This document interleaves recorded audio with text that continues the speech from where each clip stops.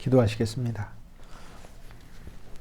거룩하신 주 예수님, 우리로 더 행복하게 하소서. 그리스도 때문에 더 즐겁게 하시고 그리스도 때문에 더 기쁘게 하소서.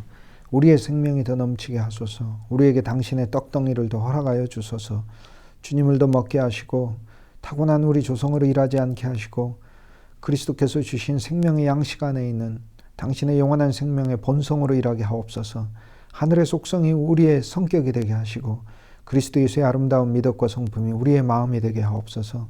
주님과 더 결합하게 하시고 주와 함께 더 낮아지게 하시고 주님의 고난이 우리 안에 더 적용되게 하셔서 우리 자신이 일생 동안 육체의 모든 부분이 성하는 것이 아니라 그리스도 예수의 아름다운 생명이 우리 안에서 더 확장될 수 있게 하여 주옵소서.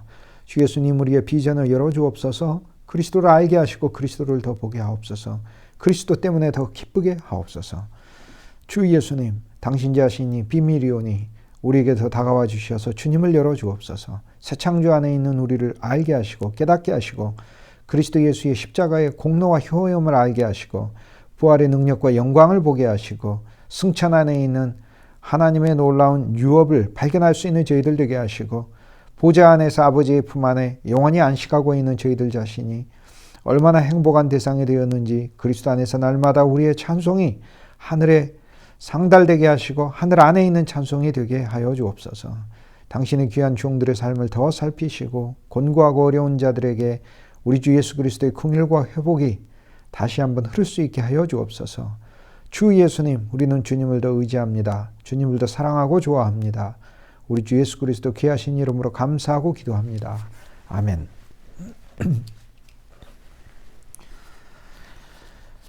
누가복음 21장 하도록 하겠습니다. 누가복음 21장 7절에 주님께서 사람들이 묻는 대답에 대하여 종말의 때에 어떠한 일이 있겠느냐라고 하는 대답에 대하여 우리가 7절에서 그들의 질문을 발견하고 주님께서 이어서 우리들에게 그리스도 안의 종말이라고 하는 것은 그분의 십자가를 통하여 우주적으로 끝내신 사건이며 시간 안에서 적용은 당연히 되겠지요.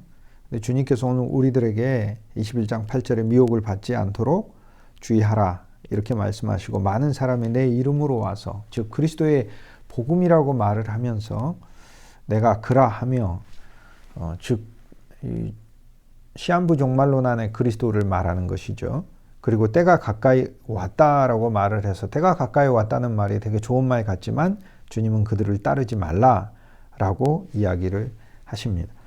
21장 7절에 그들이 그리스도께 물었던 것은 어느 때에 이런 일이 있고 이런 일이 일어날 때 무슨 징조가 있겠느냐라고 주님께 질문을 하는데 때하고 징조를 묻고 있죠. 때. 어느 때입니까? 사람은 시간을 묻죠. 그런데 그리스도는 영원이시라니까요. 그리스도는 너희는 시간을 묻지만 시간이 아니라 시간을 초월한 그 영원이 시간을 삼킨 사건이죠. 이게 주님의 사건이죠. 우린 그리스도의 영원 안에 있습니다. 영원한 생명과 영원한 부활과 영원한 주님의 영광 아래 우리의 존재가 있는 것이죠.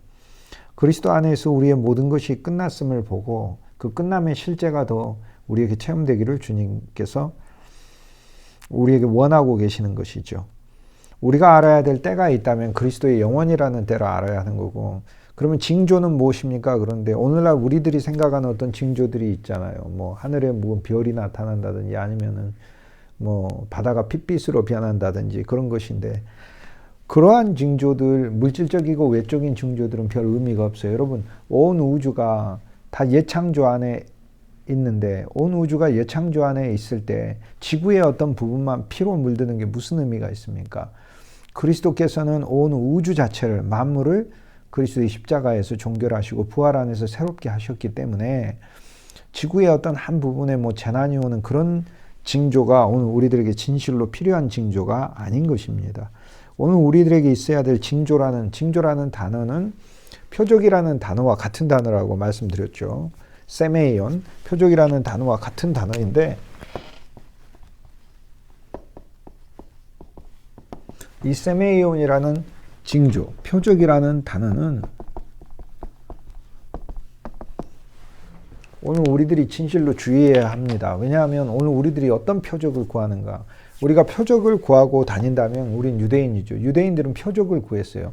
그러니까 예수님께도 표적을 유대인은 요구했어요. 예수님은 표적이 아니라 실제이세요. 물론 예수님은 표적이시기도 하고 실제이시기도 해요. 그런데 예수님은 실제 자체이니까 실제를 예수님께 얻어야지. 실제를 요청하여 실제이신 예수님을 영접해야지. 예수님이 예수님인 걸 증명해 보이는 어떤 표적들, 그리고 그 표적들 안에 머무는 것, 그것이 신앙의 성숙이 아니죠. 초보일 뿐이죠. 예를 들어 성전도 표적이죠. 예수님이 참성전이심을 보여주는 거죠. 성전 안에 있는 기물도 표적이죠. 예수님을 나타내 보여주는 거니까 표적이다 그 말입니다. 성전에 떡상이 있으면 그 떡상도 하나의 표적일 뿐이에요. 예수님이 진짜 표적인 거죠. 광야에 만나가 내렸다면 그것도 표적인 것이다. 그리스도 예수가 실제인 것이죠. 유대인은 표적을 구하나라고 하면 하늘의 징조를 구해요. 그러나 우리는 그리스도의 십자가 뿐이다라고 바울이 고린도전서 1장에서 이야기했을 때 원문으로 하면은 그리스도의 십자가가 아니고 십자가의 그리스도다라고 얘기합니다. 즉 십자가를 통하여 그리스도라는 징조가 우리에게 나타나서 그래서 우리는 그리스도가 한 면의 표적이고 그분이 실제예요. 즉 그분은 바깥이고 그분은 아니에요. 그리스도는 알파이고 오메가이고 처음이고 나중이고 시작과 끝일 뿐 아니라 그리스도는 가리키는 표적이며 그리스도는 오늘 우리들에게 실제이신 거예요. 우리는 이전에 표적이 따로 있었어요. 그 표적이 그리스도를 가리켰지만 이제 우리가 그리스도 자체를 표적으로서 누릴 수 있게 되었다는 것이죠. 실제이신 그리스도가 있고 이제 표적인 그리스도가 있습니다. 그러므로 징조가 무엇이냐 이렇게 묻잖아요. 그런데 우리가 이 징조를 시한부 종말론 안에서 기독교 2000년 동안 시한부 종말론은 지속적으로 출연했었지만 정통신앙의 주류라고 말을 할 수는 없습니다. 시한부 종말론이 아니라 그리스도의 십자가 안에서 영원한 종말을 선고받았고 이미 영원 안에서 우리가 종말된 존재로 새 예루살렘 안에 들어가 있는 존재로 이 세상 안에서 이미 끝난 자로 사는 것이죠. 그러므로 히브리서 1장 2절에 마지막 날에는 하나님께서 천사들이나 또 선지자들을 통해서 말씀하시는 게 아니고 마지막 날에는 그 아들을 통해 말씀하신다라고 하며 지금이 마지막 날이라고 얘기를 해요. 사도행전 2장에도 베드로가 설교를 하면서 요엘서에 나오는 말씀을 가지고 이야기를 하죠. 지금이 바로 말세다. 마지막 때라는 거예요. 그러니까 세상을 종결하시고 그리스도의 새로운 놀라운 시대가 열린 거라는 것이죠. 그때 일어날 세상을 종결하시고 그리스도의 새 시대가 열렸다는, 즉 마지막으로 우리가 살아야 되는 그 마지막 세대라고 하는 것은 그리스도의 영원한 제7일에 들어가기 전에 우리가 만나야 하는 제6일의 삶인 거죠. 이것이 실은 마지막 날이고, 그리고 한 면에서 7일도 동시에 있으니까 우리에게 주님이 주시는 이 안식일, 이것을 누리는 것이 오늘 우리들에게 마지막 날로 와 있는 것이죠. 7일의 창조라면 7일의 그 마지막이 그리스도 예수 안에서 오늘 우리에게 와 있다는 거예요. 그러므로 마지막 날에 라고 얘기를 했을 때 그 마지막 날이라고 하는 것은 그리스도 예수 안에 하나님이 두셨던 어떤 하나님의 경륜 안에서의 어떤 기간들이 그 시효를 다하고 이제 주 예수 그리스도를 만나 우리는 가장 마지막 부분에 있는 하나님의 은혜의 시대, 생명의 시대, 그분의 영원한 긍휼의 그 시대 안에 들어와 있다는 것. 그리스도의 시대라는 것이 오늘 우리에게 얼마나 감사한지. 이것이 끝부분의 시대다. 하나님의 놀라운 경륜의 끝부분의 시대다. 주님께서 아들을 통해 마지막 날에는 말씀하신다라고 하는 그 규절이 바로 이것을 의미하고 있습니다. 오늘 우리들은 징조를 구하지만 징조도 그리스도여야 하는 것입니다. 징조는 그리스도가 보여준 것이 뭐가 있죠? 그리스도는 십자가라는 징조를 보여주시고, 그리스도는 부활 안에서 세마포, 텅 비어 있는 그분의 몸이 없는 세마포라는 것을 징조로 표적으로 보여주셨죠. 그리고 그리스도 예수는 그래도 못 믿으니까, 세마포를 보고 믿는 제자도 있지만 예수님을 못 믿으니까 예수님 당신이 실제가 돼서 도마에게 나타나시듯이 나타나시는 것이죠.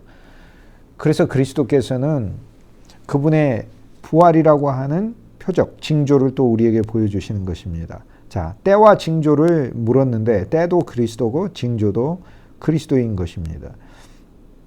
그리스도 예수 안에서 성전과 성시와 세상이 멸망하는 것이 바로 이것이 참다운 징조이죠. 오늘 우리들에게는 이것이 생명의 체험으로 필요한 것이다 라는 거예요. 21장 8절에 주님께서는 우리에게 너무나 명확하게 이러한 시한부 종말론에 미혹되지 말라 이렇게 얘기하셨어요. 그러므로 우리가 어떤 시간이라고 하는 곳에서 어떤 날짜를 정해서 그날 주님이 이 땅에 재림하신다 이런 얘기는 정말 성경을 모르는 이야기입니다. 그리스도 예수는 그러한 시간의 관념 아래서 오늘 우리들을 대하시고 만나는 것이 아닙니다. 그분은 영원이시기 때문에 그 영원의 관점에서 우리에게 다가오시는 거고요. 영원히 어느 날 갑자기 시간을 삼킬 겁니다. 그러면 시간을 삼킨다면, 영원히 시간을 삼킨다면 실은 이미 영원 안에서 시간을 삼켜가지고 있는 것이고요. 그러니까 시간이 종결된 것이에요. 영원 안에서는.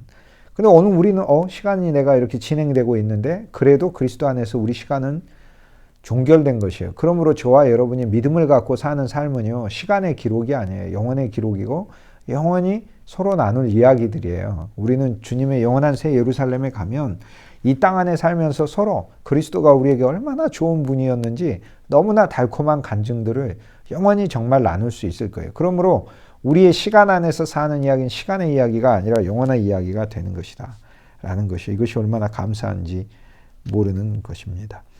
영원은 어느 날 우리들이 살고 있는 시간을 확 삼키는 그것을 주님이 우리 눈을 열어서 확 보여줄 거예요. 그때 우리 모두가 그리스도 안에 들어있으며 그때 오시는 주님 혼자 오시는 게 아니라 베들레헴에서는 혼자 나셨잖아요. 그런데 혼자 오시는 게 아니라 그분 안에 우리가 다 담겨져 있는 믿음의 모든 성도들이 다 담겨져 있는 그 자체로 인자 그리스도 예수가 오시는 것이죠.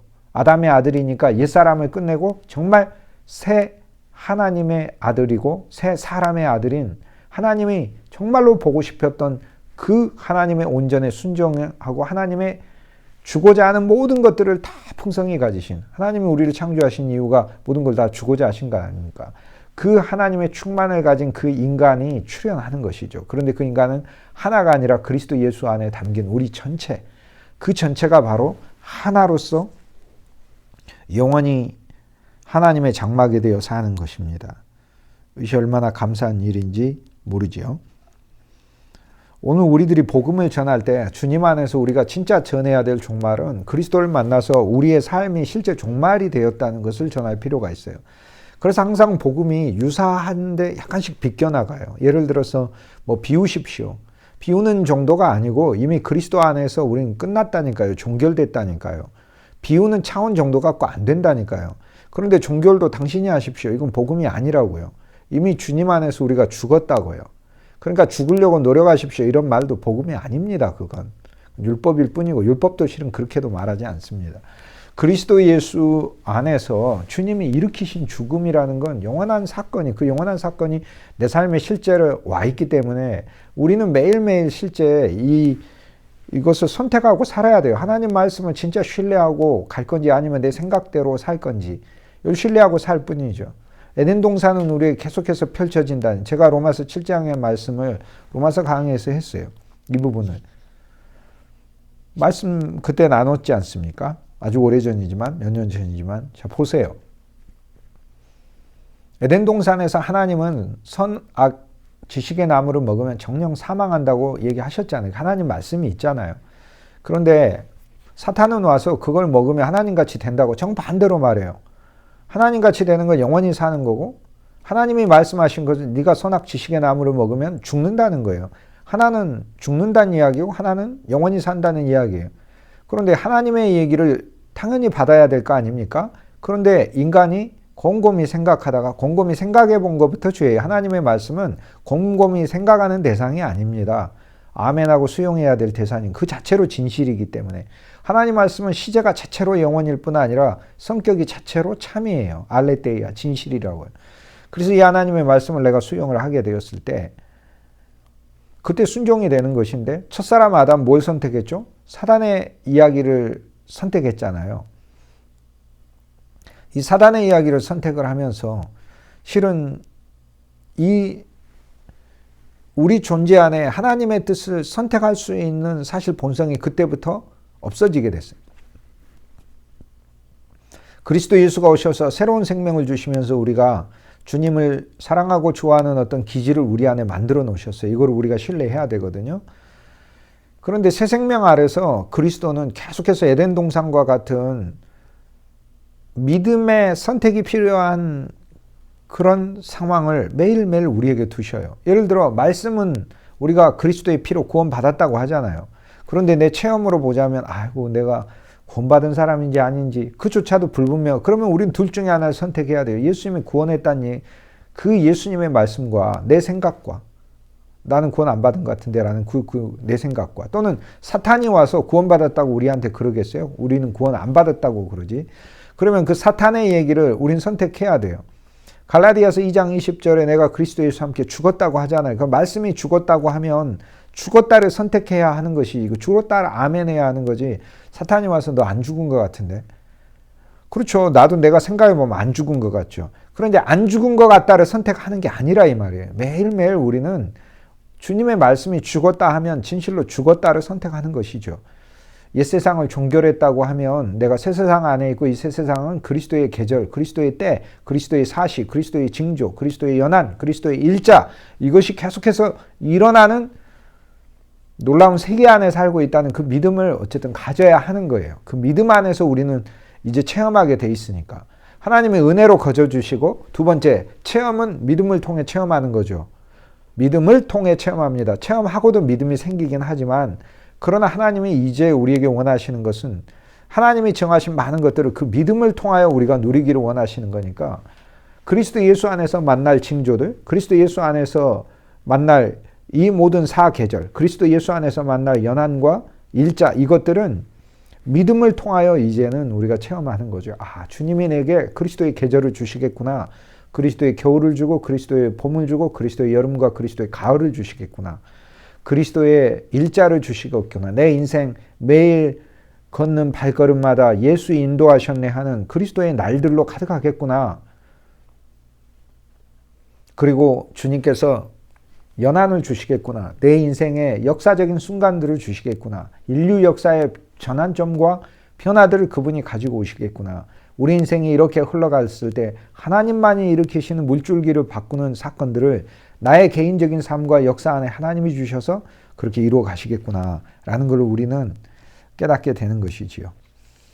그러므로 이 그리스도 예수의 너무나 놀랍고 우주적인 이 말씀을 영원에 속한 말씀을 어떤 시간에 어떤 사건 또는 놀라운 우주적인 복음의 이 징조를 그냥 단순히 인간에게 일어나는 그러한 사건들로 여기지 않아야 합니다. 이것을 주님이 주의하라고 합니다.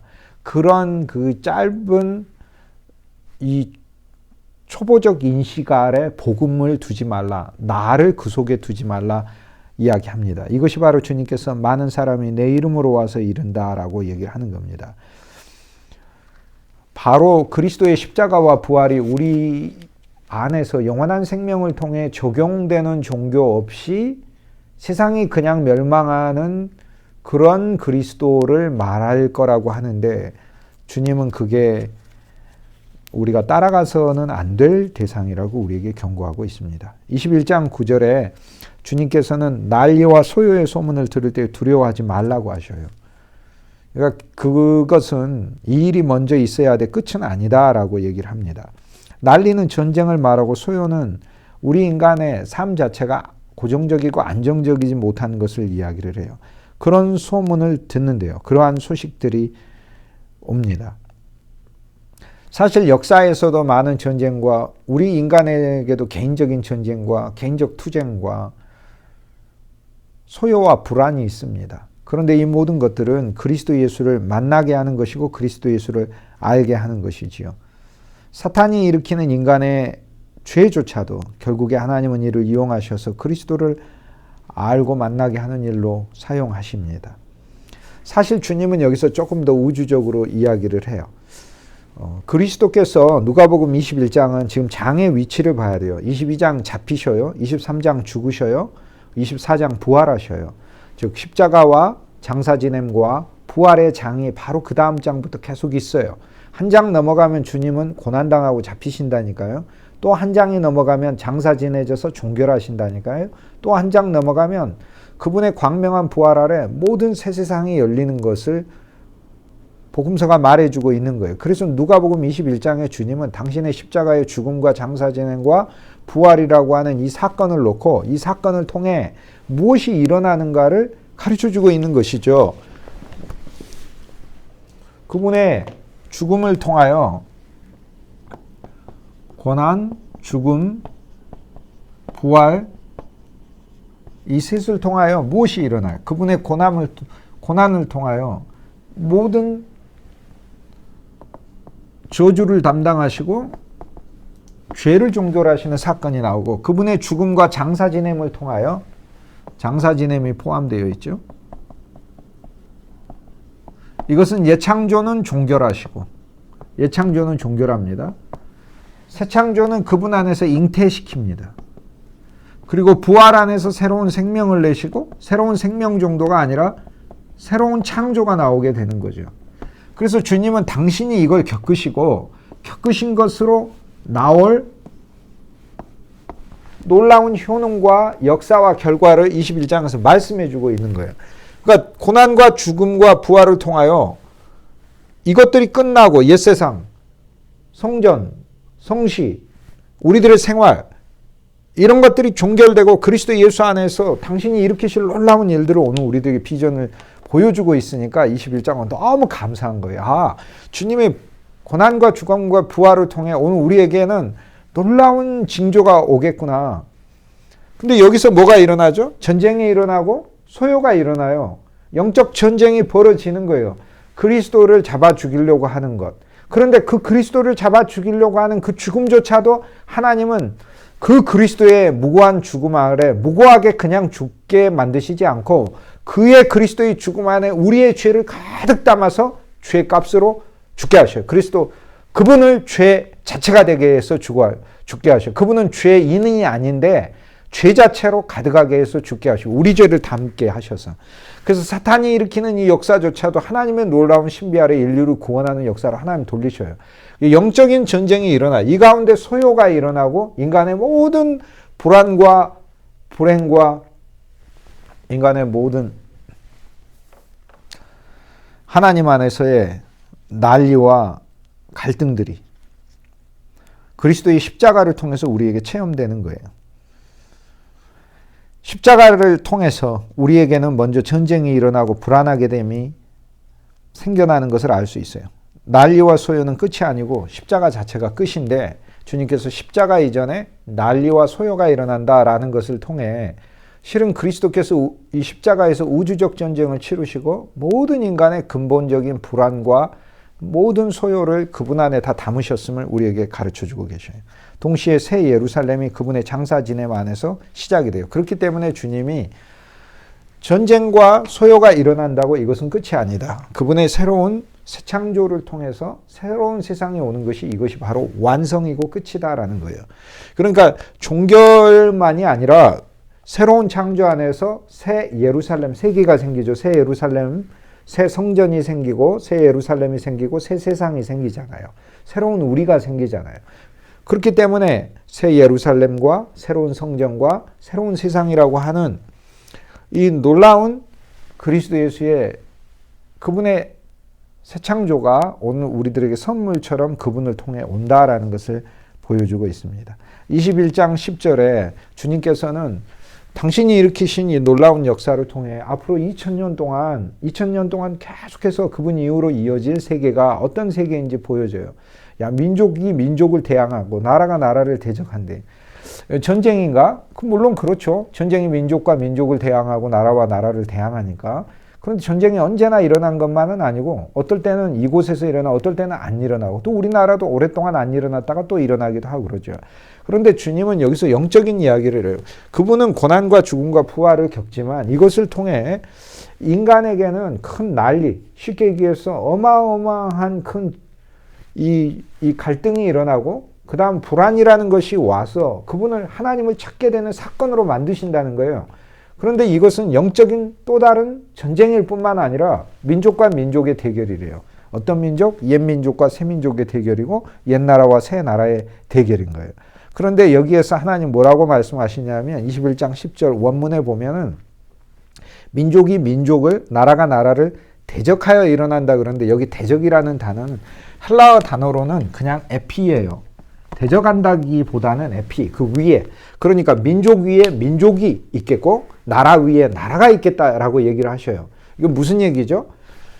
그러니까 이건 단순히 이 두 민족이 이렇게 저쪽에서 기차가 양쪽으로 또는 자동차가 서로 양방향에서 와서 충돌하는 그런 의미가 아니고 한 민족이 있으면 그 위에 새로운 민족이 들어서고 한 나라가 있으면 그 위에 새로운 나라가 들어선다는 것을 가리켜요. 예수님은 지금 누가복음의 이 앞으로 이어지는 스토리를 통해 당신은 고난당하시고 죽으시고 부활하시지만 이것으로 인해서 일어나는 부수적인 사건은 우주적이다. 새로운 민족이 일어나요. 옛 민족에 대하여. 그리고 새로운 나라가 일어나요. 얼마나 감사해요. 지금 주님은요. 너무 엄청난 비전을 제자들에게 얘기해 주고 있는 거예요. 그런데 우리가 2000년 전에 있었으면 아이고 못 믿죠. 주님이 아무리 물이 변하여 포도주가 된다 하더라도 원래 불신이 우리 안에 가득해 있기 때문에 하나님의 영이 와서 우리에게 믿게 해주게 하지 않는 이상 우리는 잘 안 믿잖아요. 그러니까 우리가 육신으로는 듣기는 들어도 깨닫지 못하고 알지 못해요. 그리고 육신으로 스스로 알아도 그건 자기가 교만하게 돼 있어요. 내가 깨달았다고 생각하니까. 그런데 하나님의 영이 깨닫게 해주시면 깨닫는 사건조차도 내가 자랑할 수 없게 되거든요. 내 공로가 아님을 알게 되거든요. 지금 주님은 엄청난 말씀하셨는데 우리가 2000년이 지나서 보니까 진짜 그 말씀이 이루어졌어요. 여러분 지난 2000년 기독교 역사에 어떤 민족 위에 새 민족이 들어섰어요. 그렇지 않아요? 우리 예를 들어 한민족이 이렇게 했으면 한민족이 왔는데 그 한민족 위에 그리스도의 새 민족이 한민족 속에 하나님께서 그 위에 올려놓으셨어요. 우리 나라라고 하는 그 나라 위에 복음의 나라라는 것을 그 위에 얹어놓으셨어요. 이것이 바로 주님께서 일으키시는 역사라는 거예요. 얼마나 감사하고 놀라운 일입니까? 22장 11절의 첫째 곧 큰 지진과 기근과 전염병이 있겠고 무서운 일, 두렵게 하는 일이 하늘로부터 큰 징조가 있을 것이다 라고 얘기를 합니다. 그리스도의 복음이 퍼지는 가운데 그리스도의 종말도 같이 선언돼요. 그런데 주님이 여기 너무 감사한 말씀 해놓으셨어요. 그리스도 예수가 겪으신 이 사건들은 우주적으로 계속 시간마다 적용되면서 오늘 우리들이 살고 있는 삶의 현장에 주님은 지진을 보내시고 기근을 보내시고 전염병을 보내셔요. 이것은 육체적인 것만 가리키는 것이 아니에요. 물론 이제 우리에게 현재 전염병이 있어요.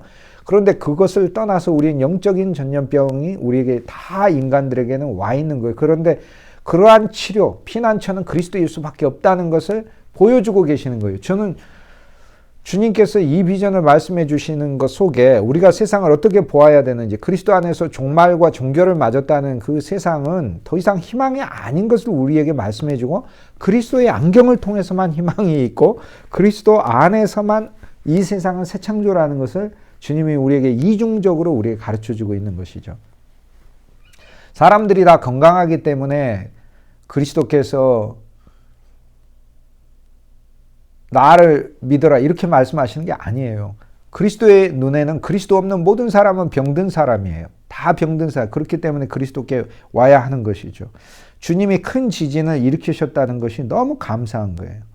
그리스도의 복음을 전할 때 성전과 성시와 세상 이 세 가지가 멸망당하며 우리는 땅 안에서 이것을 보게 되고 동시에 하늘의 징조도 같이 나타나요. 즉 하늘의 하나님이 하늘에만 계신 게 아니에요. 그분이 이 땅에 대해서 우리에게 다가오시고 하늘에 있는 것을 오늘 우리들에게 보여주시고 우리의 소유가 되게 하시는 이 진짜 참 하늘을 만나는 징조를 우리에게 체험하게 하시는 것이죠.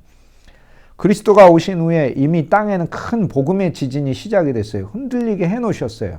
우리가 이것을 믿고 전해야 돼요. 안 흔들릴 거다 생각하지 마시고 하나님께서 여러분의 사역지에 여러분의 생활하고 근무하고 일하는 모든 가정과 교회와 그리스도의 몸 안에 하나님이 흔들어 놨어요. 그리스도의 지진이 있어요. 그리고 그리스도의 기근이 있어요. 참 생명의 말씀과 그리스도의 참 복음을 목말라하고 배고파하는 그러한 영적인 기근을 하나님이 일으켜놨어요. 얼마나 감사해요. 이제 우리는 그리스도 예수의 생명을 전하면 돼요. 7년 기근을 보내고 요셉을 세우시고 그리고 요셉을 통해 7년 풍년의 풍성한 양식들을 저장해서 주게 하시듯이 이것이 땅에 일어난 일이잖아요. 그는 꿈을 하늘의 별과 땅에 있는 곡식, 하늘의 징조와 땅에 일어나는 일들, 현상들을 그는 비전으로 꿈으로 가졌는데 그리스도 예수의 사역을 미리 보여주기 위해서 요셉의 인생에 하나님께서는 요셉을 통해 이 일을 세우셨어요.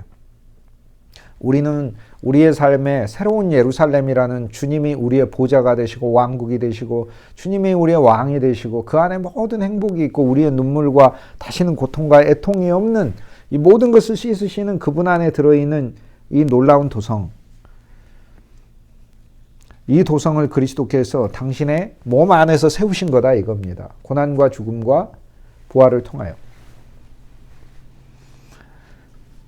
그런데 그 과정에서 오늘 우리들을 주님께서 요셉처럼 세우시는 거예요. 그분이 참 요셉이었기 때문에.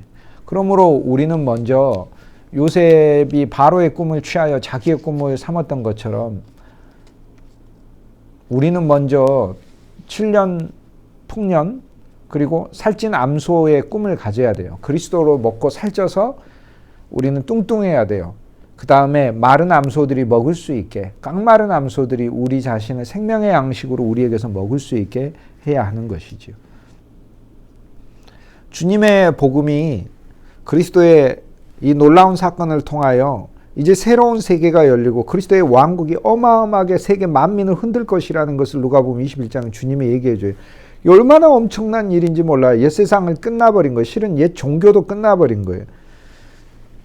하늘도 반응하고 우리의 복음의 확장에 부응할 것을 하나님의 말씀이 우리에게 알려주고 있어요. 우리는 진짜 그리스도의 종말을 선물받아 모든 이들에게 종말을 선물하며 동시에 그리스도의 새 창조를 선물해 줄 수 있는 사람들인 것이죠. 21장 11절에 곳곳에 기근과 전염병이 있는 것은 이것은 인간의 전적인 타락을 가리킵니다. 전적인 타락. 이 칼빈주의 이론에 있어서 5가지를 이야기를 하죠. 튤립이라고 얘기를 하는데요. 튤립.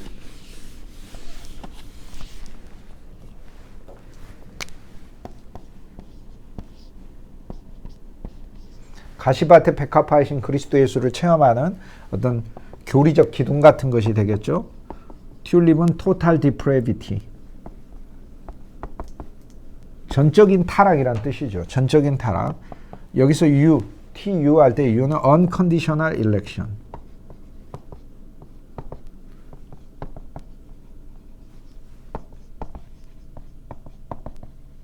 이거 무조건적인 선택. 그러니까 전적 타락, 무조건적 선택,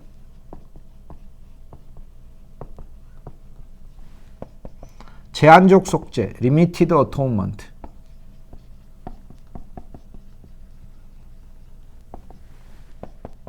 I는 irresistible grace. 저항할 수 없는 은혜. 이거 진짜 아름답고 감사한 말이에요. 저항할 수 없는 은혜. 은혜가 와서 부어버리면 저항을 못해. 은혜가 막 비처럼 내려버리면 아이고 여러분이 우산 아무리 가지고 아이고 그 은혜를 막아보려고 해도 은혜의 비가 내려버리면 우리가 다 적셔지게 돼. 저항할 수 없는 은혜. 막 폭풍우처럼 몰아치죠. 얼마나 감사해요. 그 다음에 perseverance of saints. 성도의 인내, 견디는 거. 믿음으로 견디는 거. 끝까지 견디세요. 믿음으로 견디세요.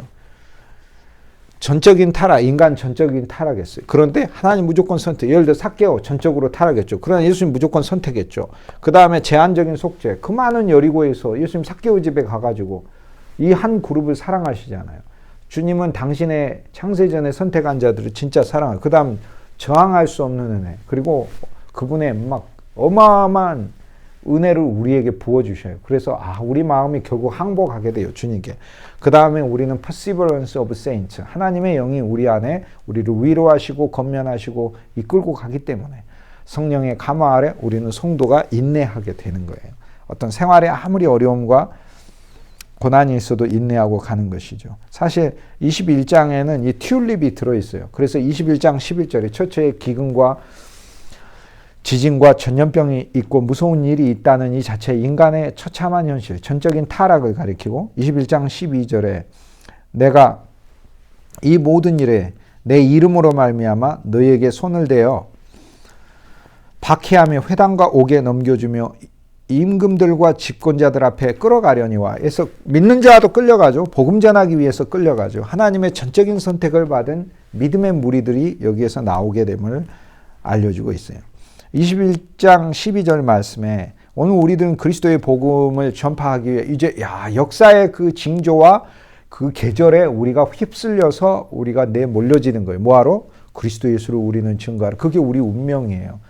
여러분 운명은 주 예수를 전하고 주 예수를 알리는 일로 저와 여러분의 삶이 그렇게 되어 있죠. 우리는 십자가의 길을 걷게 돼 있죠. 그리스도도 넘겨졌듯 우리도 넘겨지는 거죠. 그것이 십자가의 길이죠. 넘겨지는 일에 주 예수의 이름을 부르며 넘겨지면 광명한 부활이 마지막에 우리에게 약속되어 있다라는 사실 우리는 깨달을 수 있습니다. 21장 12절에 주님께서는 한면에 제자들에게 너희에게 고난이 있다라고 말씀하시는 거예요. 왜? 고난을 통해 새 창조를 했기 때문에 너희도 그리스도의 이 길을 걸어갈 테니까 너희가 끌려갈 것이다. 너희가 박해받을 것이다. 회당과 옥에 넘겨질 것이다. 이건 무슨 얘기예요? 이제 너희들의 이제 삶이 갈릴리 이 정도가 아니야. 임금과 집권자들이라고 하면서 로마 제국 전체 그리고 심지어 로마 제국을 넘어서서 많은 통치자들이 있는 곳으로 너희들은 나의 복음의 증인이 될 것이야. 그리고 이것이 너희의 운명이야. 하나님이 너희를 끌고 갈 것이야. 이렇게 얘기를 합니다. 임금들과 집권자들 앞에 끌어가려니와 이렇게 한 것은 임금과 집권자가 끌고 온다는 뜻이 아니라 그들 앞에 끌려간다는 걸 얘기해요. 물론 세상에 의해서도 바울이 끌려가죠. 로마의 백부장이 바울을 끌고 가는 것 같지만 실은 주님이 끌고 가시는 거예요. 로마로. 왜? 그리스도의 증거자가 되게 하기 위하여. 그렇죠. 그래서 21장 12절 말씀은 그리스도께서 제자들에게 너희들이 있잖아. 너희들 온 세계에 복음을 전하는 자들로 너희들의 인생과 운명이 사용될 거야 라고 얘기를 하시는 거예요. 얼마나 감사합니까? 그리고 우리는 그리스도의 고난에 우리의 삶이 동참하게 될 거야 라고 얘기를 해주시는 거죠. 그리고 21장 13절에 이 일이 너희에게 증거가 될 것이다. 이렇게 얘기해요. 증거. 그러니까 이것이 바로 내가 진짜 쓰임받는 사람이구나 라는 것을 알려준다는 거예요. 하나님에 속한 사람이구나 라는 걸 알려줘요. 내 마음대로 내 인생이 가는 게 아니라 주께서 정하시고 주께서 인도하시는 그대로 내 삶이 그리스도를 알리고 그리스도를 나타내는 대로 내 삶이 주님에 의해서 끌려가는구나. 이것이 나에게 증거가 되는 거죠. 어떤 증거? 그리스도를 나타내고 보여주는 증거가 되는 거죠. 주님께서 우리를 통해 그리스도 그분 자신을 알려줄 존재로 사용하시겠다라는 게 21장 13절 너희에게 증거가 되리라. 너희에게 이것이 증거로 나올 것이다 라는 얘기예요. 결국 우리 인생은 무엇이 돼야 돼요? 증거가 되는 거예요. 무슨 증거? 증거라는 건 뭐가 있다는 걸 보여주는 걸 증거라고 그러잖아. 입에 뭐가 묻어서 먹었다는 것의 증거가 되는 것이고, 옷에서 무슨 고기 냄새가 나면 고깃집에 갔다 왔다는 증거가 되는, 고기를 먹었든 안 먹었든 고깃집에 갔다 왔다는 증거가 되는 것이고, 그리고 증거라는 거는 뭔가를 보여주는 게 증거. 그러면 우리가 증거자다 그랬을 때 우리를 통해 누굴 보여줘? 그리스도를 보여주는 거. 우리가 당장 우리가 일하고 생활하는 환경 안에서 믿음이 진짜 있네 라는 믿음의 증거자로 보여져야 되고, 기쁨이 진짜 있네 그리스도를 믿는 자에게 그 기쁨의 증거가 돼야 되고, 주 예수 그리스도라는 분이 정말로 우리에게 놀라운 영적인 생명으로 있네 라는 것을 보여주는 생명의 증거가 돼야 되는 것이죠. 우리의 결과는 그리스도를 보여주는 증거로 우리가 조성될 것이다. 21장 13절 말씀이죠. 변명할 것을 궁리하지 않도록 하라. 이제 그리스도 교리를 스스로의 이성만을 통하여 만들지 않고 그리스도하고 함께 지는 거예요. 진짜 참된 그리스도의 변증은 그리스도께서 직접 우리 안에서 일으키시는 그분의 말씀이다라는 것을 우리가 알 수 있습니다. 21장 15절 이후로 주님께서는 오늘 우리들에게 당신께서 모든 대적인 능히 대항하거나 변박할 수 없는 구변과 지혜를 우리에게 주시겠다고 하셔요. 우리 안에 진짜 참된 생명이 우리에게 있게 되면 우리를 제한적인 속죄, 그분의 제한적인 주님의 종들로 사용하셔서 우리를 끌고 가시고, 그 다음에 도저히 저항할 수 없는, 아무도 변박할 수 없는 놀라운 은혜, 말씀이신 그리스도의 그 본질을 우리 안에 넣으시겠다는 것이죠. 21장 15절의 튤립에서는 I, irresistible grace, 저항할 수 없는 은혜라는 것을 알 수 있습니다. 이 나라는 너희가 능히 대항하거나 변박할 수 없는 구변을 너희에게 주어서 모든 대적이 아무도 너희를 변박하고 너희에게서 나오는 것을 없애지 못하리라라는 거예요. 물론 뭐 말싸움 해가지고 나보다 더 말싸움 더 잘하는 사람이 있을 수는 있겠지만 저는 적어도 제가 믿는 주 예수 그리스도와 생명과 이 놀라운 그분의 은혜에 대해서 그리스도의 보혈에 대해 나는 요만큼도 양보할 의사가 없어요. 난 양보할 수가 없어요. 나는 이것이 내 인생이고 내 진실이고 근데 뭘 양보해? 나는 내 지식도 양보할 수 있고 내가 배워온 바도 양보할 수 있는데 내 안에 실제이신 그리스도는 0.00001%도 사랑으로 비워지기 전에는 사랑으로 모든 것을 다 그분을 위해 부어져야 하는 것 그것 아니고서는 어떤 것도 양보할 수가 없어요. 우리에게 있는 이 그리스도는 어떤 누구도 대항하거나 변박할 수 없는 놀라운 지혜 자체예요. 오늘 우리들에게 그러한 입을 주신대잖아요. 우리 인간의 말들을 배우는 것이 아니라 그리스도를 배우는 것이 우리에게 필요해요. 그런데 21장 15절에서 주님이 궁극적으로 우리에게 말씀하고자 하는 바는 이거예요. 우리의 논리와 지식으로 퍼뜨리는 나라가 아니라는 거예요. 그리스도의 성령이 와서 뒤집는 나라가 설 거라는 것을 우리에게 보여줘요. 능히 대항하거나 변박할 수 없는 구변과 지혜는 우리 자신에게서 나오는 게 아니라 우리 안에 있는 그리스도로부터 나오고 우리 안에 있는 그리스도의 영으로부터 나오거든요. 그리스도의 거룩한 영이니까 성령 아니에요. 그리스도의 성령으로부터 나오거든요. 그러니까 예수님은 지금 뭐라고 하냐면 야 니들이 갈릴리에서 아무리 똑똑하고 뭐 잘난 어부들이고 뭐 잘 잡는 사람일지 모르지만 앞으로 내가 펼치는 나라는 뒤흔들어 놨어. 그리고 새로운 민족이 출현할 거야. 너희들은 영역이 갈릴리만이 아니야. 온 세상의 집권자들에게까지도 그리스도의 복음을 전할 정도로 너희들은 세상의 통치자들을 만날 정도로 하늘의 영적 통치와 하늘의 영적 집권자들이 된 사람들이야. 왜냐하면 우리가 로마서 8장 17절 말씀 그가 상속자면 우리도 그리스도와 함께 상속자거든요. 우리도 그리스도와 함께 공동 왕권을 누리는 자가 되었거든요. 그러니까 하나님이 우리를 영적인 권세로 그렇게 높이신다는 것이고 우리가 주의 사역을 하게 될 때에 우리의 논리와 지식으로 퍼뜨리는 그런 나라를 세우는 게 아니라는 것을 주님은 보여주고 있어요. 그리스도의 성령에 의해 세워지는 나라예요.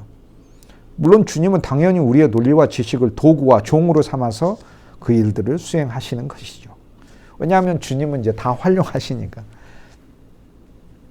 21장 16절에 보면 부모와 형제와 친척과 벗이 너희를 넘겨준다라고 얘기하며 우리가 믿고 있는 기독교 안에도 종교가 출현하여 친족이니까 여기서 친족, 부모, 형제는 우리의 옛종교 전통 그리고 우리의 타고난 옛사람이죠. 또 그 옛사람으로 구성되는 이 세계들이죠. 바로 이것이 우리의 영적 생명을 핍박하고 우리 몸을 죽이려고 한다라고 얘기를 하죠.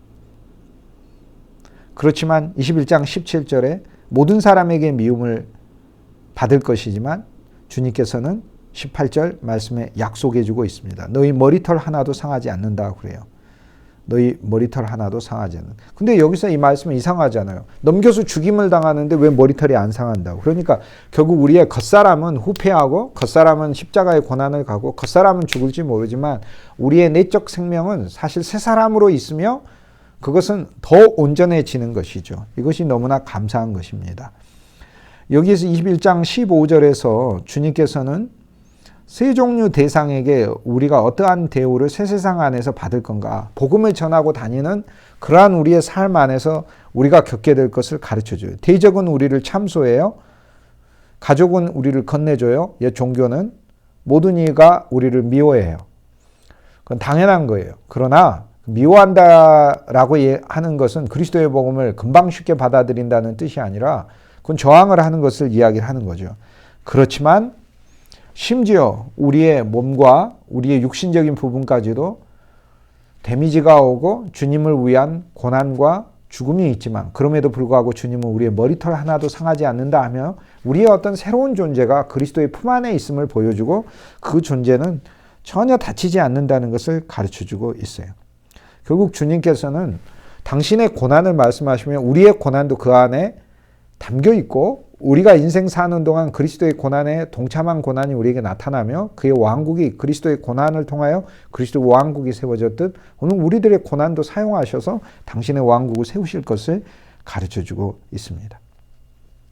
머리털이 하나도 상하지 않는다라는 것은 영적인 면으로 새 예루살렘 안에서 부활한 우리는 머리카락 하나도 잃지 않아요. 왜냐하면 우리는 부활한 새 몸 아래 그리스도의 품 안에 있기 때문에 그래요. 오늘 우리는 그리스도를 이 정도로 깊이 누려야 돼요.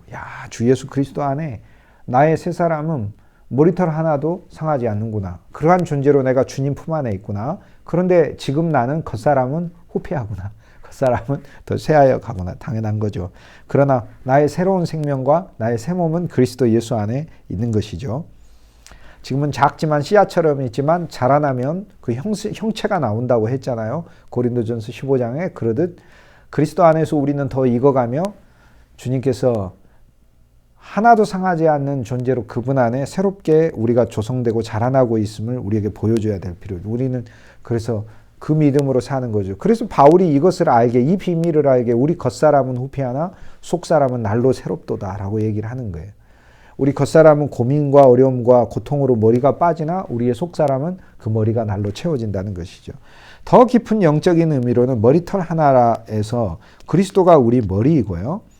그 머리털인 그의 영광에 새하지 않는다는 것을 주님에게 우리에게 가르쳐주고 있어요. 그 머리털은 주님의 영광이죠. 또 그리스도가 머리고 머리털은 우리들이기 때문에 우리가 그리스도의 영광이죠.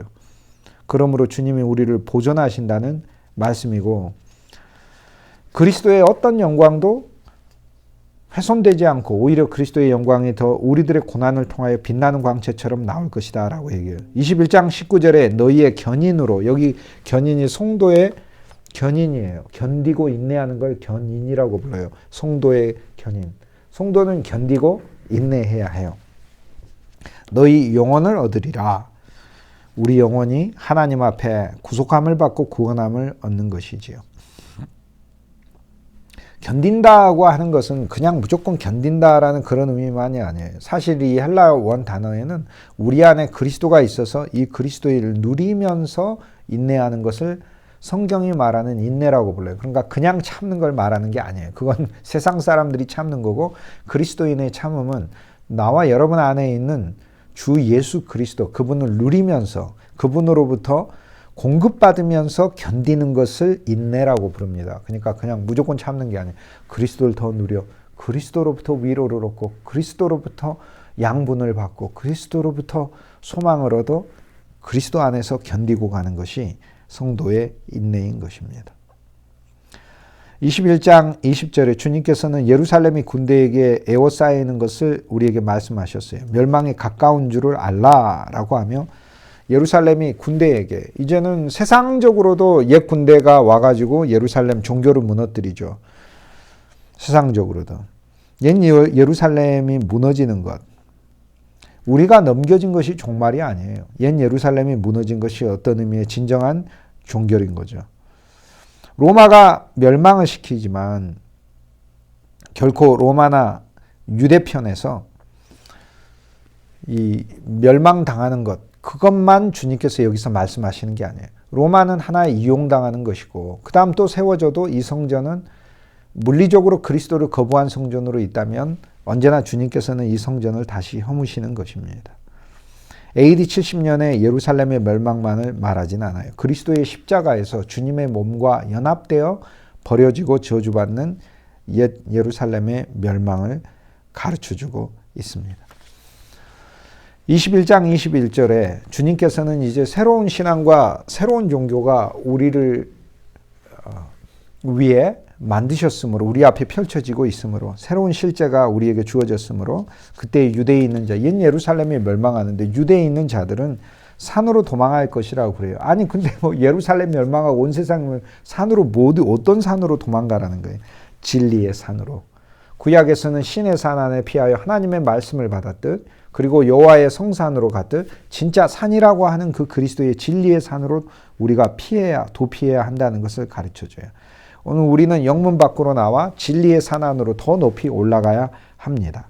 그리고 성내인 자들, 종교 안에 있는 자들은 나와라 라고 얘기해요. 왜냐하면 주님이 부활과 새 창조를 통하여 우리에게 펼치신 놀라운 옛 성전이 아니고 새 성전이고 옛 예루살렘이 아니고 새 예루살렘이고 옛 세상이 아니라 새 세상이 우리에게 있기 때문에 새로운 행복과 새로운 그분의 놀라운 계획과 비전, 새로운 세상이 있기 때문에 성내에 있지 말고 옛성에 있지 말고 나와라 라고 얘기를 해요.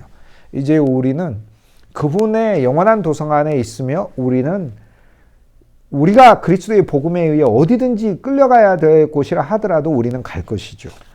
그것이 바로 우리 운명이에요. 그리고 그리로 들어가지 말지니라. 오늘 주님은 정말 그분 안에 놀라운 비전을 옛 예루살렘 끝났어. 그런 옛 예루살렘으로 가려고 하지 마. 내가 세우려고 하는 종교는 너희가 생각하는 종교 이상의 것이야.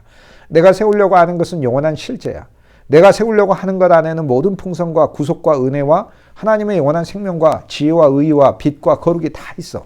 모든 열매가 그 안에 다 있어. 그리고 내가 세우려고 하는 것은 단순히 옛 유대인들이 그냥 그들만이 하나님을 믿었던 이 좁은 팔레스타인에 있는 그런 국가의 회복 정도가 아니야. 나는 새로운 민족을 내고 새로운 세상을 냈을 뿐 아니라 그들로 지어지는 새로운 창조와 새로운 예루살렘과 새로운 성전까지 나는 지을 것이고 나는 하늘을 이 땅에 가져다 놓을 것이고 이 땅을 바꿀 것이고 바다조차도 기운들 것이고 생명의 바다로 만들 것이고 거기에 나는 나의 많은 하나님의 사자들을 보내서 온 땅을 하나님의 왕국으로 만들 거야 라고 주님은 21장 얘기하면서 너희도 동참할래? 라고 우리에게 얘기를 하고 계시는 거죠. 우린 동참하게 돼 있는 거죠. 그렇기 때문에 오늘 우리들은 이 말씀을 보면서 우리의 옛 거주지에 안주하지 말고 진리의 산으로 올라가야죠. 더 높은 그리스도의 생명이 진리의 산이에요. 그리 가고 성내, 종교라고 하는 체제에 있지 말고 그리스도 예수의 놀라운 생명에 그리스도의 몸 안으로 우리가 더 가야 하는 것이고 촌에 있는 자들은 그리로 들어가지 말지니라. 이렇게 얘기하시면서 오늘 우리들이 지어놓은 그 울타리 안에서만 사역하려고 하지 마라.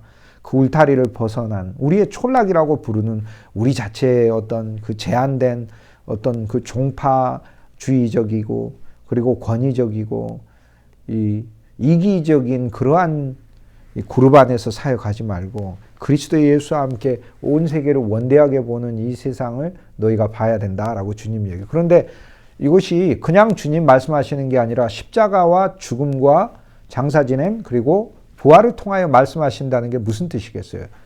야, 너희가 힘써서 바꾸라 그 뜻이 아니라 진짜 내가 종결했고 내가 진짜 세웠다라는 말씀인 거죠.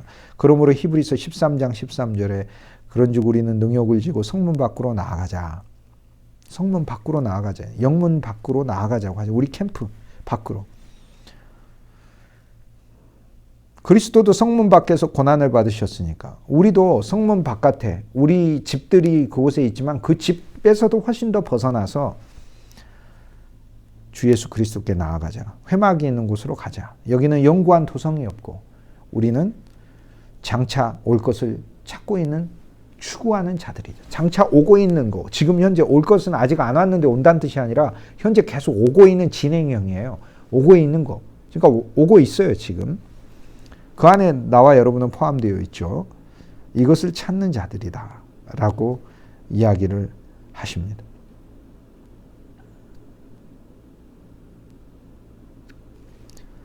(21장 22절에) 이 날들은 기록된 모든 것을 이루는 징벌의 날이니라. 옛성경 개역 징벌인데 헬라어 원 단어로는 의를 푸는 날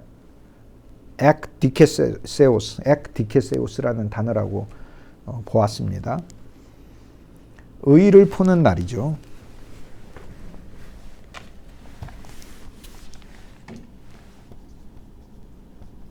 이게 꺼내다라는 말이고요. 하나님의 의라는 단어예요. 의를 펼치는 거예요. 그러니까 당연히 불법은 심판받고 그리스도 십자가죠. 그 다음에 하나님이 마땅히 드러내야 될 우리에게 필요한 의들은 주셔야 되는 거죠. 그걸 내가 받아야 하나님 앞에 설 것이 아닙니까? 그렇습니다. 그렇게 되는 거죠. 이어지는 말씀에 있어서는 주님께서 오늘 우리들에게 보라고 하시고 그리고 배우라고 하셔요. 주님께서 우리들에게는 눈을 들어가지고 하나님의 구속을 보고 속량을 보고 그 다음에 우리가 눈을 들어서 이제 저희가 다음 시간에는 구속과 속량과 구원과 속전에 대해서 그 차이에 대해서 배워보도록 하겠어요. 우리는 그리스도가 일으키신 이 사건이 얼마나 더 정밀하고 정교한 것인가까지 더 세밀하게 들어가야 하는 것이죠. 주님은 주님의 계절을 우리에게 가르쳐 주시면서 모든 나무를 통해 배우라 이렇게 말씀하셨거든요. 모든 나무를 보고 무화과 나무를 보고 배우라 이렇게 했어요. 그래서 저희는 사실 모든 것을 보고 배워야 할 것입니다. 오늘 우리가 종교의 산에 갇혀 있다면 우리는 종교의 산에서 진짜 나와야 되는 거죠. 그리스도를 아는 걸로 가야 되는 거죠. 마가복음 7장에 보면은 마가복음 7장에 처음 시작할 때 예수님을 만나러 사람들이 갈릴리까지 올라왔는데 아이고 이 사람들이요. 거기 갈릴리 사는 사람들이 아니라 예루살렘에서 올라온 사람들이 바리새인과 서기관이. 7장에 처음 열면 예루살렘에서 온 사람들이 있어요. 몇백 킬로미터를 걸어와가지고 예수님을 만났는데 예수님한테 어떤 말씀 들으려고 왔겠죠. 아니면 다른 일이 있어서 왔다가 예수님이 있으니까 아이고 만나봐야 되겠다라고 기왕에 온 김에 예수님이 있으니까 뭘 좀 배워봐야지 하는 거죠. 예수님이 뭐 좀 배워야 되는 존재입니까? 예수님은 영원한 생명이라 내 존재가 그분을 취해야 되는 것이죠. 하나도 빠짐없이 그분에게서 다 받아야 되는 거죠. 그런데 예수님한테 왔더니 아이고 예수님과 제자들이 손을 씻지 않고 음식을 먹는 걸 봤어요. 그래서 자신들의 전통과 모세의 유전, 그러니까 모세의 말씀을 자기들 나름대로 방식으로 풀이한 내려오는 전통에 의하면 물론 그 구약 말씀에도 그 말씀이 있지만 그것에서 확장해서 음식을 먹기 전에 손을 씻고 또 음식과 관계 있는 모든 집기들을 불결하면 씻어야 물로 씻어야 하는 단순히 위생만 이야기하는 게 아니에요. 그러니까 손이 깨끗해도 예를 들어서 음식을 먹기 전에 다시 한번 손을 씻는 거죠. 이런 모세의 유전을 지키고 있어서. 근데 예수님을 봤더니 아이고 손을 안 씻고 음식을 먹는 거예요. 그래서 왜 예수님 손을 안 씻습니까? 예수님 제자들은 또 왜 안 씻으세요? 라고 이야기를 해요.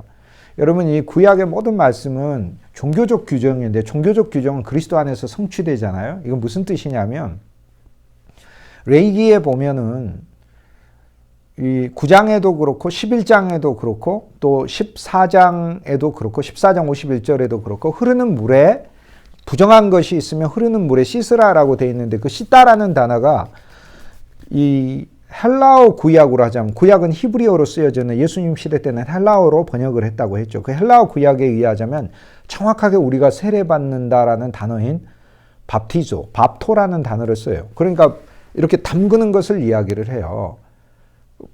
쉽게 얘기해서 그릇을 세례줘라라는 말이에요. 그럼 이게 어떤 의미일까요? 구약에 부정한 손이 있고 부정한 몸이 있으면 물로 씻어라라고 하는 거는 그거는 종교적 의식을 말하는 게 아니라 그 말씀은 영적인 실제가 올 거라는 걸 이야기해요. 어떤 생명의 물이 올 거다. 생명의 물이 오면 생명의 물에 씻어라. 생명의 물에 의해 씻김받고 그리고 음식을 먹어라. 즉 생명의 양식을 먹어라라는 그러니까 우리가 말씀을 그냥 먹는 게 아니라 그리스도를 생명의 물로 마셔서 우리의 심령에 불신과 죄악과 모든 세상을 사랑하는 이 그 그릇된 어그러진 부정한 것들을 그리스도라는 생명수를 통해 씻고 또 주님에 의해 우리의 죄악이 씻김받고 그리스도를 양식으로 먹을 때 이 구약의 이 말씀이 성취되는 거예요. 그러니까 그냥 내가 내 손을 씻어야지. 이거는 외적인 계명만 지키려고 하는 거고 진짜 지킨 것도 아니고 그 말씀 물에 씻어야 되네 라고 했을 땐 생명수가 오게 된다는 것을 기다려야 되는 거고 그 생명수가 왔을 때 내 손을 씻으라는 건 나의 모든 하는 행사가 그분에 의해 씻겨지는 거고 집기와 그릇을 씻고 토끼 이 목기 나무 그릇까지 씻으라고 하는 것은 나라는 존재 자체가 그분에 의해서 씻겨져야 되는 걸 얘기해요. 그러니까 요한복음 13장에 주님이 제자들을 씻었다고 하시잖아요. 그러면 바리새인들이 그 수백 킬로 와가지고 예수님을 만났을 때 예수님에게 생명의 물이 여기 있네. 날 씻어 주십시오라고. 우리는 지금까지 외적인 물로 내 손을 씻고 이 내 존재를 씻으려고 했는데 진짜 참 존재가 생명의 물이 와서 우리를 씻는다는 말씀이 우리가 지금까지 지켜왔던 이 유전을 성취하는 거니까 예수님 생명의 물이시네요. 날 씻어 주십시오. 이렇게 해야 되는데 예수님 보고 거꾸로 뭐라고 하냐면 아니 왜 손을 안 씻으세요? 이렇게 얘기를 하는 거예요. 얼마나 높아져 있는지 몰라요. 그리고 예수님하고 논쟁합니다.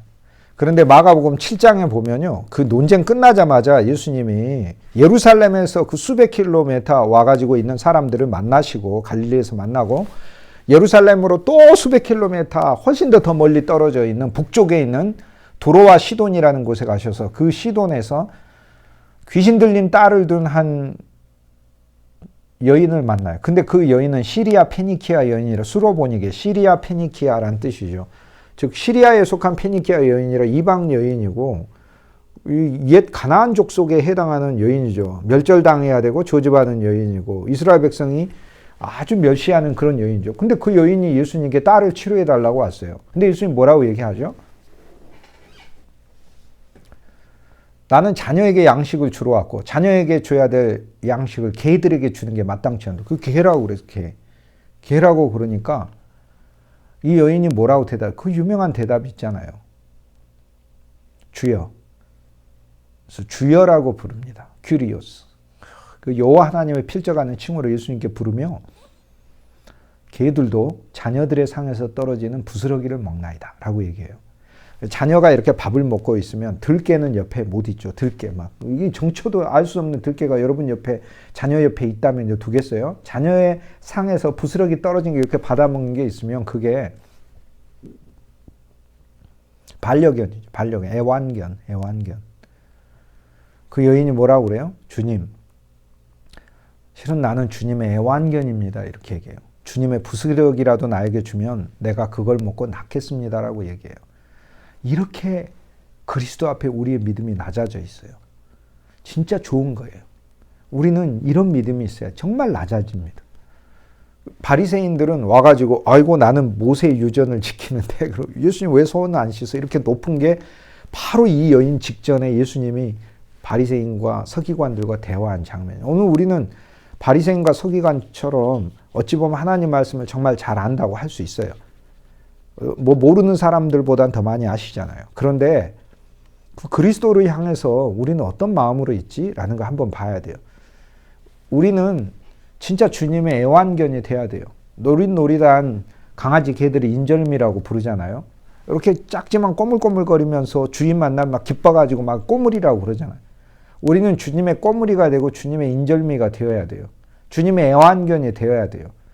주님을 보면 막 기뻐가지고 막 달려가는 게 돼야 돼요. 근데 저는 너무 오랜 동안 주님을 향해서 하며 지저댔어요. 하고 주님이 이리 와 그러면 하겠다니까요. 그리고 간식 주면은 가고. 그게 아니라 이 여인은 예수님 개들한 나 개라고 했습니까? 웃기시는 양반이네. 이렇게 하지 않아요. 예수님 나 애완견 할래요. 그래 애완견. 자녀들이 상에서 떨어진 부스러기지. 내 애완견으로 나를 대접해줘. 애완견. 이 여인의 이 고백 속에 저의 소망이 있어요. 저는 주님의 애완견이 되고 싶어요. 예수님 하면은 막 좋아서 쫓아다니는 그런 애완견. 나와 여러분은 진짜 그런 그리스도의 애완견이 돼야 돼요. 주님의 능력은 너무 크기 때문에 부스러기만 먹어도 내 딸이 낫는다라는 것을 알고 있는 거예요. 이 딸은 여인에게 있어서 여인 직접 왔다는 얘기는 남편이 없다는 얘기 아니에요. 딸은 유일한 소망이고 새로운 인생이잖아요. 그런데 그것이 귀신 들려버렸으니 미래에 아무런 희망과 절망이 없다는 걸 가리키는 거예요. 그런데 그리스도의 부스러기라도 먹으면 낫는다라는 거. 이게 작아지신 그리스도죠. 우리 안에 오신 그리스도예요. 너무도 작은 그리스도, 그 그리스도, 이렇게 작아지신 그리스도. 이것이 렙돈의 그리스도와 같은 것이죠. 그 그리스도만으로도 내가 낫는다는 것이에요. 내 새 인생인 내 딸이 온전한 치료를 받는다. 내 영이 낫게 된다는 것이에요. 얼마나 감사한 거예요. 그런데 난 주님의 애완견이라는 거예요. 주님의 애완견. 우리가 목이 고든 백성으로 그렇게 생활하지 않고 이제는 그리스도의 애완견이 됐습니다. 역사에는 그리스도의 애완견, 하나님의 애완견의 이름을 가진 두 사람이 있습니다. 하나는 갈렙입니다. 여호수아 갈렙에서 갈렙이라는 그 이름의 뜻은 개예요. 개. 그의 어머니가 갈렙이 태어나는 날 개들이 짖는 소리를 들었거나 개꿈을 꾸었겠죠. 여호와의 개예요. 여호와의 개. 진짜로. 여호와를 위해서, 여호와의 양들을 위해서 이리들과 맞서 싸우는 충직한 개인 거예요. 그리고 개는 주인이 있어야 하잖아. 주인 없으면 안 되잖아. 불쌍하잖아. 개의 인생이란 거. 그리고 주인 하나만을 사랑하고 좋아하는 거잖아요. 그리고 주인도 개들을 좋아하고. 근데 세상에 개 주인들은 개를 막 버리기도 해서 유기견도 나오지만 우리 주님이 우리를 왜 버리셔요? 절대 우리가 주님을 거꾸로 버리지. 그러나 우리가 주님을 버려도 주님은 우리를 사랑하시잖아요. 우리를 품으시고. 역사에 있어서 수도회가 이렇게 여러 개가 있는데 유명한 수도회가 4개가 있어요. 베네딕트 수도회가 있거든요. 베네딕트 수도회.